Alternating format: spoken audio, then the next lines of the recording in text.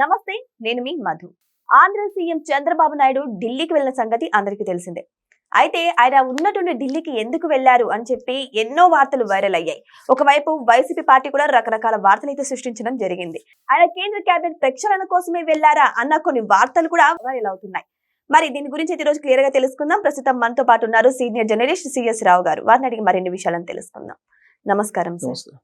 Sir, Nara Chandrababu Naidu గారు ఎప్పుడైతే ఢిల్లీ వెళ్లారో రకరకాల వార్తలు వస్తున్నాయి. ఆయన దానికోసం వెళ్లారు, దీనికోసం వెళ్లారు అని. అసలు ఎందుకు వెళ్లారు సార్? కరెక్ట్ రీజన్ ఏంటి? సో డిన్నర్కి అయితే వెళ్ళారు. డిన్నర్ మీట్ జరిగింది అమిత్ షా గారితో. కేంద్ర హోంశాఖ మంత్రి అమిత్ షా గారు ఆయనతో డిన్నర్ మీట్ జరిగింది. అయితే ఆ డిన్నర్ మీట్కి వెళ్ళే ముందుగా ఎందుకు వెళ్ళారు అనే దాని మీద రకరకాల ఊహాగానాలతోటి న్యూస్ వచ్చింది. ఈవెన్ మనం కూడా ఒక వీడియో చేసాం. అయితే ఆయన టూర్ ముగించుకొని వచ్చారు. వచ్చిన తర్వాత ఎందుకు వెళ్ళారు అనే దాని మీద కొంత క్లారిటీ వచ్చింది. ఏంటంటే కేంద్ర రాష్ట్రాల్లో క్యాబినెట్ ప్రక్షాళన జరగబోతుంది. కేంద్రంలో జరగబోతుంది, రాష్ట్రంలో జరగబోతుంది. ఎందుకంటే కేంద్రంలో ఎన్డీఏ, రాష్ట్రంలో కూడా ఎన్డీఏ. ఇప్పుడు కేంద్రంలో ఇద్దరు ఆంధ్రప్రదేశ్ సంబంధించినటువంటి మంత్రులు ఉన్నారు.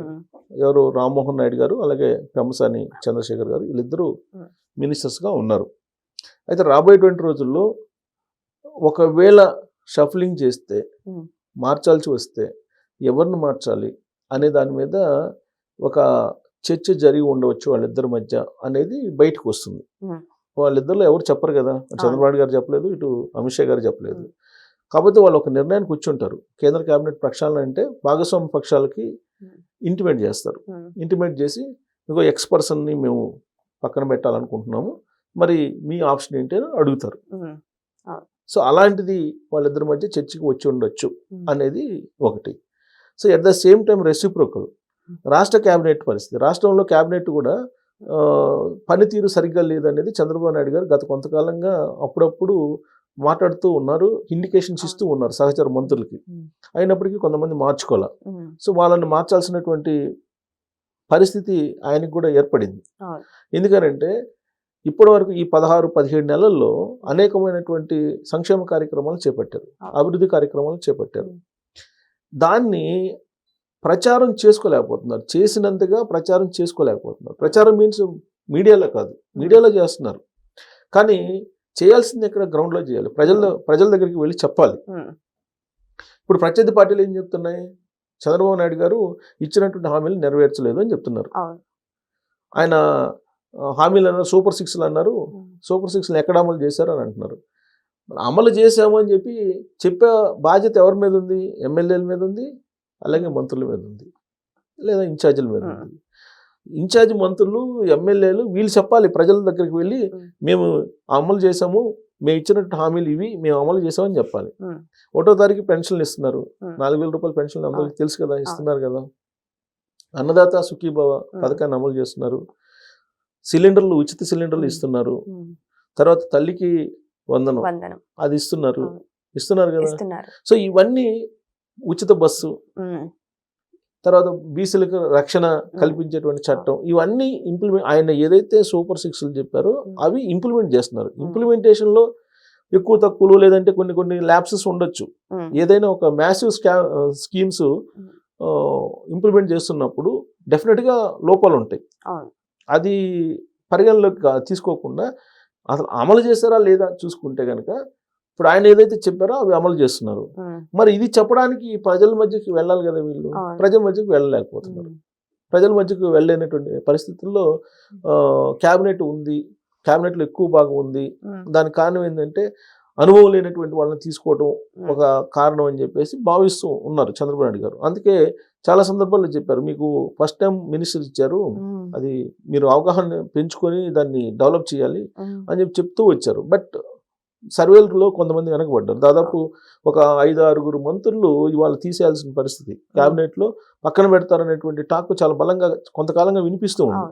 వాళ్ళని పక్కన పెడితే ఎవరిని తీసుకోవాలి? ఇక్కడ మళ్ళీ క్యాబినెట్ ప్రక్షాళన అనగానే భాగస్వామ్య పక్షాలతోటి మళ్ళీ ఇక్కడ కూడా చర్చించాలి. కేంద్రంలో ఏ విధంగా అయితే భాగస్వామ్య పక్షాలతోటి చర్చిస్తూ ఉన్నారో అదే తరహాలో రాష్ట్రంలో కూడా చర్చించాలి. ఇప్పుడు కేంద్రంలో ఉండేటువంటి మినిస్టర్స్లో ఇప్పుడు జనసేనకి భాగస్వామ్య పక్షం అది, కానీ జనసేనకు సంబంధించినటువంటిది లేదు, ప్రాతినిధ్యం లేదు క్యాబినెట్లో, సెంట్రల్ క్యాబినెట్లో. ఇప్పుడు సెంట్రల్ క్యాబినెట్లో జనసేనకు కూడా ఇవ్వాలి అనేటువంటిది ఒక ఆలోచన ఢిల్లీలో చేస్తున్నట్టు తెలుస్తుంది. మరి ఎవరికి వచ్చే అవకాశం ఉంది? ఒకవేళ జనసేనకి కనుక ఇస్తే నాగబాబు గారికి అని చెప్తున్నారు. ఇప్పుడు నాగబాబు గారికి ఆల్రెడీ స్టేట్ క్యాబినెట్లో తీసుకోవాలని చెప్పేసి చాలా కాలంగా అనుకుంటున్నారు. ఆయనకి ఎమ్మెల్సీ ఇచ్చారు, మరి స్టేట్ క్యాబినెట్లో ఇంకా స్థానం లభించలేదు అనేది. ఒకటి మాత్రం ఖాళీ ఉంది, మినిస్టర్ ఖాళీ ఉంది క్యాబినెట్లో, కానీ దాన్ని ఫిలప్ చేయాల, అలానే ఉంచారు. సో ఎందుకు అలానే ఉంచారంటే వాళ్ళకి స్ట్రాటజీస్ ఏదో ఉంటాయి.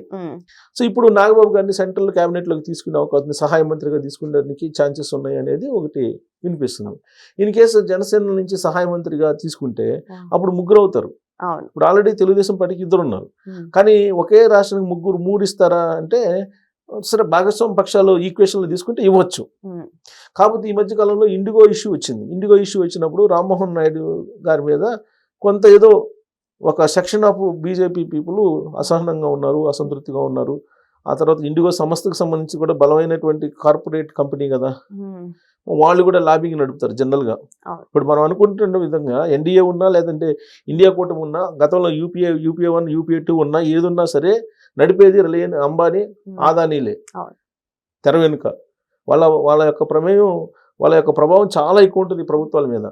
సో కాబట్టి ఇండిగో ఇవాళ పెద్ద ఎయిర్లైన్స్ మనకి ఇండియాలో ఆల్మోస్ట్ 60% ఎయిర్లైన్స్ దానిదే అని చెప్తున్నారు. సో కాబట్టి between IndiGo and Rammohan Reddy గారి మధ్య యుద్ధం జరిగింది. ఒక రకంగా చెప్పాలంటే యుద్ధమే జరిగింది. అలాంటి సందర్భంలో ఒకవేళ ఆయన ఏమైనా పక్కన పెట్టే అవకాశం ఉందా? పోర్ట్ఫోలియో మారుస్తారు అని చెప్పి అంటున్నారు. అంటే కేంద్ర క్యాబినెట్లో ఉంటారు కానీ పోర్ట్ఫోలియో మారుస్తారని చెప్పేసి అంటున్నారు. సో పోర్ట్ఫోలియో మార్చడం, ఇవన్నీ అంశాలు చర్చకు వచ్చి ఉండొచ్చు వాళ్ళిద్దరి మధ్య. సో ఆయనకి పోర్ట్ఫోలియో మార్చడం, అలాగే పెంసాని చంద్రశేఖర్ గారు ఆల్రెడీ ఉన్నారు ఇప్పుడు మీ క్యాబినెట్లో, అదే కంటిన్యూ చేస్తారా? లేదంటే ఇప్పుడు జనసేన తీసుకుంటున్నారు కాబట్టి ఇంకొక మంత్రి పదవి కూడా వచ్చే అవకాశం ఉంది. ఇప్పుడు తెలంగాణలో 2 ఉన్నారు, బండి సంజయ్ గారు కేంద్ర మంత్రిగా ఉన్నారు తెలుగు రాష్ట్రాల్లో, అలాగే కిషన్ రెడ్డి గారు ఉన్నారు. సో వీళ్ళిద్దరు ఉన్నారు. ఇంకొకటి అక్కడ జనసేనకి ఇస్తే అప్పుడు బీజేపీ ఏం కోరుకుంటుంది? రాష్ట్రంలో మాకు ప్రాతినిధ్యం ఇది అని అడుగుతారు. ఇప్పుడు ఒక మినిస్టర్ ఉన్నారు, సత్యకుమార్ గారు ఉన్నారు. సో ఆయన వైద్య ఆరోగ్య శాఖ ఉన్నారు. ఇప్పుడు ఆయన్ని ఒకవేళ పోర్ట్ఫోలియో మారుస్తారా? లేదంటే అదే పోర్ట్ఫోలియో కంటిన్యూ చేసి ఇంకొకరికి కూడా మాకు అవకాశం ఉంది బీజేపీ వాళ్ళకి అని చెప్పి అడుగుతారా వాళ్ళు? అది కూడా ఉండొచ్చు. ఇప్పుడు ఒకవేళ బీజేపీ వాళ్ళకి కనుక అనుకూలంగా వాళ్ళు కనుక మాకు ఒకటి కావాలని చెప్పేసి క్యాబినెట్లో చెప్తే చంద్రబాబు నాయుడు గారు కాదనలేరు. సో అయితే ఎవరికి ఇస్తారు? ఇప్పుడు సుజనా చౌదరి గారు చాలా కాలం నుంచి ఆయన ప్రయత్నం చేస్తున్నారు. సుజనా చౌదరి గారు యాక్చువల్గా అమరావతి విషయంలో కానీ లేదా ఆంధ్రప్రదేశ్ గురించి కానీ ఆయన చాలా ప్రయత్నాలు చేసి పోరాడారు. ఇప్పుడు బీజేపీలో ఉన్నారు ఆయన. ఇప్పుడు ఆయనకి మంత్రి పదవుల్లో ఇచ్చే అవకాశం ఉందని చెప్పి కూడా అంటున్నారు. లేదు, ఇప్పుడు ఆల్రెడీ అక్కడ బీసీకి ఇచ్చున్నారు బీజేపీలో. సో కాబట్టి ఇప్పుడు ఓసీకి ఇవ్వాలి కాబట్టి ఇచ్చే అవకాశం ఉంది. సో కృష్ణా జిల్లాకు ప్రాతినిధ్యం తగ్గిందని కూడా ఒక వర్షన్ ఉంది, దాన్ని కూడా ఫిలప్ చేసినట్టుంటుంది, బీజేపీకి ఇచ్చినట్టుంటుంది అనే ఈక్వేషన్లో సుజనా చౌదరి గారికి ఇవ్వచ్చు. ఇట్లా రాష్ట్ర కేంద్ర క్యాబినెట్కి సంబంధించిన ప్రక్షాళన అయితే జరగబోతుంది. అది సంక్రాంతికి ముందా సంక్రాంతి తర్వాత జరుగుతుందా అనేది మాత్రం చూడాలి, లేదా సంక్రాంతి సందర్భంగా జరుగుతుందా అనేది కూడా. బట్ చంద్రబాబు నాయుడు గారు ఢిల్లీ టూర్కి సంబంధించి ప్రధానంగా క్యాబినెట్కి సంబంధించినటువంటి అంశాల మీదనే మాట్లాడుకోవడానికే అనేది ఒకటి. రెండు ఏంటంటే దక్షిణ భారతదేశంలో ప్రధానంగా తమిళనాడు ఎలక్షన్స్ ఉన్నాయి, దాని గురించి మాట్లాడటానికి, అలాగే రాష్ట్రంలో ఇంటర్నల్ గా జరుగుతున్నటువంటి పాలిటిక్స్, కేసులు అప్డేటు, లిక్కర్ స్కామ్ కానీ ఇవన్నీ కేసులు అప్డేట్ ఉన్నాయి.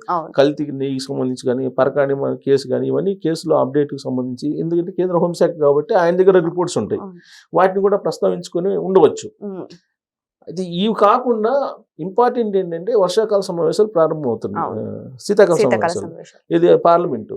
సో పార్లమెంట్ సమావేశాలు ప్రారంభమవుతున్న క్రమంలో మీకు గెజిట్, ఇప్పుడు అమరావతికి గెజిట్ లేదు ఇంతవరకు. సో అమరావతికి గెజిట్ ఇప్పించాలని చెప్పి ఒక ప్రపోజల్ చంద్రబాబు గారు పెట్టారు, అంతకుముందు కూడా పెట్టారు. అయితే ఎప్పటి నుంచి ఇవ్వాలి, 2014 నుంచి ఇవ్వాలా, ఎప్పటి నుంచి ఇవ్వాలనే దాని మీద కొంత కన్ఫ్యూజన్ ఉంది సెంట్రల్ గవర్నమెంట్లో. సో అందుకు ఆ క్లారిటీ కూడా ఇచ్చారు చంద్రబాబు నాయుడు గారు ఇచ్చినట్టు ఇవాళ పేపర్లో వచ్చింది. 2024 నుంచి ఆంధ్రప్రదేశ్ రాజధాని అమరావతిని గుర్తిస్తూ గెజిట్ ఇవ్వండి అని చెప్పినట్టు తెలుస్తుంది. సో అది కూడా కీలకమైన అంశమే. పైగా రిపబ్లిక్ డే మొత్తం కూడా ఈసారి అమరావతిలోనే జరుపుతున్నారు. గణతంత్ర దినోత్సవాలని ఫస్ట్ టైం అమరావతిలో జరుపుతున్నారు, రాష్ట్ర రాజధాని అమరావతిలో జరుపుతున్నారు. దానికి సంబంధించి ఏర్పాట్లు కూడా చేస్తున్నారు. ఈ లోపుగానే గెజిట్ వచ్చిన ఆశ్చర్యపోవసరం. సో కాబట్టి ఈ ఇంపార్టెంట్ అంశాలు దీంట్లో ప్రధానంగా ఏంటంటే క్యాబినెట్ ప్రక్షాళన. రాష్ట్ర క్యాబినెట్లో మాత్రం 5-6 ఇప్పుడు ఉండేటువంటి వాళ్ళు పదవి నుంచి తప్పుకోవాల్సిన పరిస్థితి ఏర్పడుతుంది క్యాబినెట్లో. వాళ్ళ ప్లేస్లో కొత్త వాళ్ళకి అవకాశం ఉంది. వాళ్ళలో ఉత్తరాంధ్రకు సంబంధించిన 2, రాయలసీమకు సంబంధించినటువంటి 2, కోస్తాకు సంబంధించినటువంటి ఒకళ్ళు ఖచ్చితంగా వైదొలగాల్సిన పరిస్థితి ఏర్పడవచ్చు. కేంద్రంలోనేమో చిన్న స్వల్ప మార్పులు ఉండొచ్చు. సో ఏదేమైనా సరే నారా చంద్రబాబు నాయుడు గారు ఢిల్లీకి వెళ్ళడానికి కారణాలు విపరీతంగానే వినిపిస్తున్నా సరే కేంద్ర క్యాబినెట్ ప్రక్షాళనే ఎక్కువగా వినిపిస్తుంది. అయితే మరి చంద్రబాబు నాయుడు గారు వచ్చిన తర్వాత దాని గురించి క్లారిటీ ఇస్తే తప్ప ఎవరికి క్లారిటీ లేదు. మరి వెయిట్ చేసి చూద్దాం దీని గురించి ఏ వార్త నిజం అవుతుందా అని. Thank you so much. Thank you.